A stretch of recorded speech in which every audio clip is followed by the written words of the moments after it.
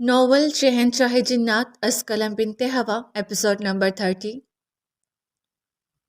سنابل نے اس سے شادی کر لی تھی اور اسے اطلاع تک دینا گوارا نہیں کیا تھا۔ کیا یہ اہمیت تھی اس کی نظروں میں حورین کی؟ وہ دونوں تو ہمیشہ سے ساتھ تھیں، ایک دوسرے کے رازدار۔ ماں کے پیٹ میں بھی دونوں نے ایک دوسرے سے جدا ہونا منظور نہیں کیا تھا، پھر کب سنابل اسے اتنی اجنبی ہو گئی کہ راہ بدلتے ہوئے اسے بھنک تک نہیں پڑنے دی۔ جمال صاحب گھر آئے اور اتنی گھمبیر صورتحال دیکھی تو سیدھا شاہ جی کو فون کھڑکا دیا۔ وہ بھی کچھ ہی دیر میں یہاں آن موجود ہوئے۔ انہیں دیکھ کر شہنشاہ چونکے۔ شہنشاہ آپ یہاں کس کے لیے آئے ہیں؟ آپ نے تو کہا تھا کہ اس آدم زادی کو کبھی تنگ نہیں کریں گے۔ سید ابرار علی شاہ نے آتے ہی سوال کیا۔ ہم شہرام کو روکنے آئے ہیں شاہ جی۔ انہوں نے سچ بولا۔ اس کا ہاتھ حورین کی گردن پر پڑتے دیکھ کر ہی وہ نازل ہوئے تھے۔ شہرام کا چہرہ دہکتے ہوئے شعلوں کی مانند آگ اگل رہا تھا، آنکھیں بھی لال انگارہ بنی تھی۔ وہ کسی بھی صورت سنابل کو چھوڑنے کے لیے تیار نہیں تھا، وہ اسے لیے بنا ٹلنے والا نہیں تھا۔ شاہ جی نے تسبیح گھمائی اور کلام پاک کا ورد کرنے لگے۔ انہوں نے شہنشاہ کو اشارہ کیا تو وہ شہرام کو تھام کر لے آئے اور اسے صوفے پر بٹھا دیا۔ سنابل بھی ساتھ ساتھ آئی، کیونکہ اس کا ہاتھ شہرام کے ہاتھ میں تھا اور یہ گرفت اتنی سخت تھی کہ کوئی اگر چھٹکے سے چھڑواتا تو شہرام سے کچھ بعید نہیں تھا کہ اس کی گردن اڑا دیتا یا اس کا پور ادھیڑ دیتا۔ اس کے اندر شہنشاہ جیسا جلال جاگا ہوا تھا، وہ کسی طور سنابل سے دستبردار نہیں ہو سکتا تھا، اور اب تو وہ اس کی بیوی تھی اور یہ بات شاہ جی بھی جانتے تھے۔ ان دونوں نے سنہری اور شہنشاہ کی موجودگی میں وہیں پرستان میں ہی نکاح کر لیا تھا، اور شہرام نے واپس زمین پر آ کر شاہ جی کو اپنا نکاح نامہ دکھایا تھا جو چاندی کے ورق پر بنا ہوا تھا۔ تبھی شاہ جی نے اسے آزاد کر دیا تھا۔ اگر ان دونوں کی قسمت میں یہ رشتہ نبھانا لکھا تھا تو وہ بھلا کون ہوتے تھے اعتراض کرنے والے؟ شہرام، شاہ جی نے تسبیح کے دانے گراتے ہوئے اس کے بالوں میں ہاتھ پھیرا، مگر وہ شرربا نگاہیں فرش پر ٹکائے بیٹھا رہا۔ شہنشاہ اس کا دوسرا ہاتھ تھامے ہوئے تھے، جسے تھپک کر وہ اسے مسلسل تسلی دے رہے تھے۔ سنابل ہماری جان ہے، ہماری بیوی ہے، اور ہم اسے اپنے ساتھ لے جائیں گے۔ وہ ایک ہی رٹ لگائے ہوئے تھا، یوں جیسے حورین کی باتوں نے اسے ضد دلا دی تھی، اور تھپڑ نے گویا اس کا دماغ خراب کر دیا تھا۔ حورین اسے کینا تو اس نگاہوں سے دیکھتی بڑبڑا رہی تھی۔ سنابل کے آنسو نہیں رکتے تھے، وہاں نوس رو رہی تھی۔ نہ شہرام کو سنبھالنا اس کے بس میں تھا اور نہ ہی حورین کو سمجھانا۔ جمال صاحب اور صالحہ بیگم کی ہوائیاں الگ اڑ رہی تھی۔ وہ تنے ہوئے تاثرات کے ساتھ یہ اعصاب شکن منظر برداشت کر رہے تھے۔ ایک جن ساتھ جو ان کی بیٹی کا شوہر ہونے کا دعویٰ کر رہا تھا اور اس کا ہاتھ بھی نہیں چھوڑا تھا، یہ نظارہ ایک کڑے امتحان جیسا تھا۔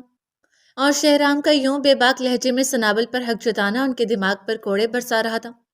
شہرام چلیں۔ شہنشاہ نے اپنا داؤ پیچ کھیلا اور زیر لب کچھ پڑھ کر اس کے ماتھے پر پھونک ماری تو وہ تلبسم زدہ ہو گیا۔ پھر چند پل انہیں یک ٹک دیکھتے رہنے کے بعد اپنی جگہ سے اٹھا۔ شہنشاہ نے اس کے ہاتھ سے سنابل کا ہاتھ آہستگی سے نکالا تاکہ اسے محسوس نہ ہو۔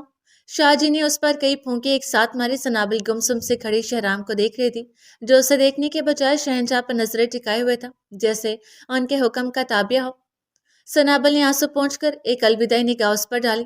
ہم جا رہے ہیں شہرام کو لے کر، اب یہ کبھی نہیں آئے گا۔ شہنشاہ نے اعلان کیا تو سنابل بھاگ کر اس کے گلے لگی۔ نہیں شہنشاہ، اسے مجھ سے دور مت کریں، اسے مت لے جائیں شاہ جی، آپ روکیں نا انہیں۔ وہ جیسے پاگل سی ہو گئی، بھلا شہرام کے بغیر وہ کیسے رہ سکتی تھی؟ یہ تصوری سہانی روح تھا۔ حورین ہکا بکا سے اپنی بہن کو دیکھے گی کہ وہ سنابل تو نہ تھی جسے وہ جانتی تھی۔ شہنشاہ نے سنابل کو شہرام سے الگ کیا اور اسے لے کر چلے گئے۔ صبر کرو میری بچی، امتحان سخت ہو تو واویلا نہیں کرتے۔ جاتے ہوئے شاہ جی نے اس کے سر پر ہاتھ رکھ کر کہا تھا۔ ان کے رخصت ہوتے ہی سنابل پر مردنی چھا گئی۔ بس ان کے جانے کی دیر تھی کہ جمال صاحب اس پر عقاب کی مانند جھپٹے اور چھوٹی اور لاڈلی بیٹی سنابل کا منہ اپنے بھاری بھرکم ہاتھ کے تماچوں سے لال کر دیا۔ حورین تڑپ کر درمیان میں آئی۔ پاپا چھوڑیں اسے، میں بات کرتی ہوں۔ اس سے معاملہ رفع دفع کرنا چاہ، میری عزت کا جنازہ نکال دیا آج اس نے، کہیں منہ دکھانے لائق نہیں چھوڑا مجھے۔ پہلے معلوم ہوتا تو پیدا ہوتے ہی اس کا گلا دبا دیتا۔ ایسی بیٹیاں قبروں میں اتر جائیں تو بہتر ہے۔ صالحہ بیگم نے بھی ان کی بات سے اتفاق کیا تھا، اس لیے آگے بڑھ کر دو تھپڑ انہوں نے بھی لگائے تھے اسے۔ مار ڈالیں آپ لوگ مجھے، اتاریں قبر میں، ویسے بھی شہرام کے بغیر میں زندہ رہ کر کیا کروں گی؟ وہ ہذیانی انداز سے چلاتی بے خوف لہجے میں بولی، منہ لال ٹماٹر ہو رہا تھا۔ حورین حق دک رہ گئی۔ وہ کب اتنی بے باک اور نڈر ہوئی تھی، کب اس نے ایسی بہادری سیکھی تھی؟ اس سے پہلے کہ وہ دونوں اس کی طبیعت صاف کرتے، حورین نے منتیں کر کے بہت مشکل سے صالحہ بیگم اور جمال صاحب کو ان کے کمرے میں بھیجا تھا اور سنابل کو لے کر اس کے کمرے میں آئی تھی۔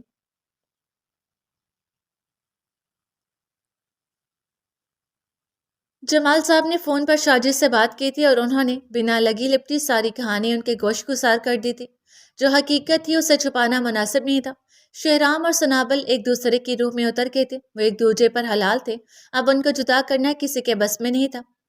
جمال صاحب اور صالحہ بیگم اب اپنی بیٹی اور اس جنزات کے ساتھ ساتھ شاہ جی کو بھی کوس رہے تھے، جنہوں نے سنابل کے پرستان جانے میں مدد کی تھی۔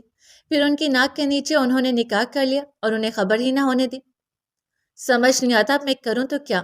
کوئی اور راستہ بھی نہیں ہے۔ وہ عام انسان ہوتا تو میں اس پر خلا کا کیس دائر کر دیتا، مگر وہ تو ایک جن ہے، اسے کس طرح ہینڈل کروں؟ جمال صاحب سخت عاجز آئے ہوئے تھے، وہ سر ہاتھوں میں گرائے اسے نہیج پر سوچ رہے تھے۔ انہوں نے لاچاری سے کہا تو صالحہ بیگم کو پتنگیں لگ گئی۔ پھر ویسا ہی کریں جیسا شاہ جی نے کہا، کر دیں رخصت بیٹی کو اس کے آتش دادے کے ساتھ۔ لوگ پوچھیں تو کہہ دیجیے گا کہ نایاب داماد ہے آپ کا، نظر نہیں آتا۔ وہ تڑک کر بولی۔ جمال صاحب نے اسی جلی کٹی باتوں پر انہیں زہر خند آنکھوں سے گھورا تھا اور اس کے بعد دونوں میاں بیوی لب بھینچ گئے۔ کہنے کو کچھ بچا ہی نہیں تھا۔ اب تو شاہ جی سے بھی امید لگانا بیکار تھا، وہ ان کے لیے کسی کام کے نہیں رہے تھے۔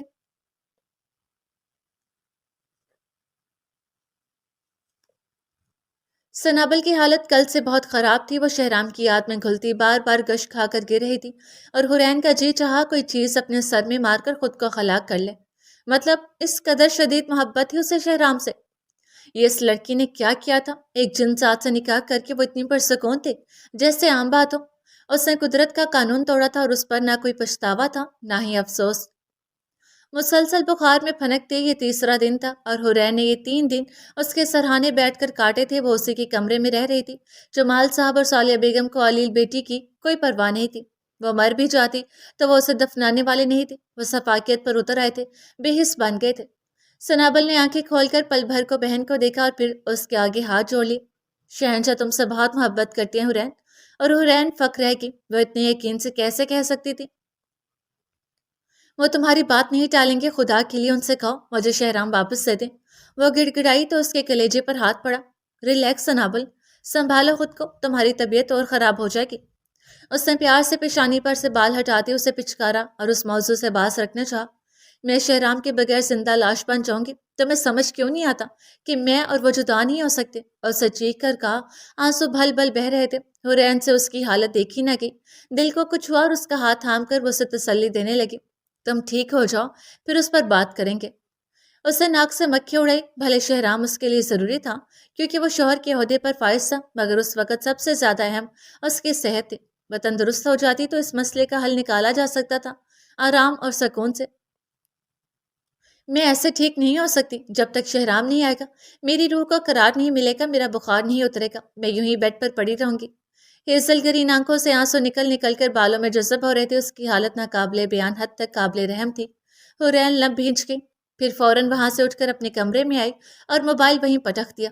کچھ پل بے تابی سے چکر کاٹنے کے بعد اس نے نماز پڑھی، تلاوت کی اور واپس آئی تو سنابل کو مسلح پر آہوزاریاں کرتے پایا۔ بس ایک لمحہ لگا اسے فیصلہ کرنے میں۔ وہ آگے بڑھی اور سنابل کے کمرے کی کھڑکی کھول دی۔ پرکیف ہوائیں اندر داخل ہوئی تو آنکھوں میں نمی جمع ہونے لگی۔ پھر یکلحت ہواؤں کا رخ دوسری جانب ہو گیا، یوں جیسے کسی نے ڈپٹ کر انہیں وہاں سے بھگانا چاہو۔ 1-2 لمبے سانس خارج کرنے کے بعد وہ بولی، کیا تم مجھے سن سکتے ہو؟ پلیز واپس آ جاؤ شہرام، ورنہ سنابل مر جائے گی۔ سنابل نے سجدے سے چونک کر سر اٹھایا، جبکہ حورین کسی قدر غصے سے 2-3 مرتبہ اپنی بات دہرا کر مڑی اور سن رہ گی۔ تم نے بلایا؟ انہوں نے آئیبرو چکائے۔ سیاہ لباس والے شہنشاہ جنات گویا سر کے بل چل کر آئے تھے۔ ہاں، لیکن شہرام کو؟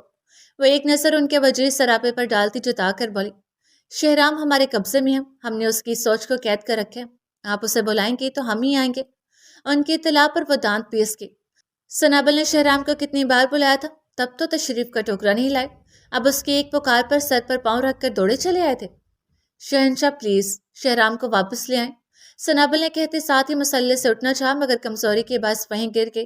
حورین نے آگے بڑھ کر اسے سہارا دیا اور وہاں سے اٹھا کر بیڈ پر لٹایا۔ تم آرام کرو، میں بات کر رہی ہوں۔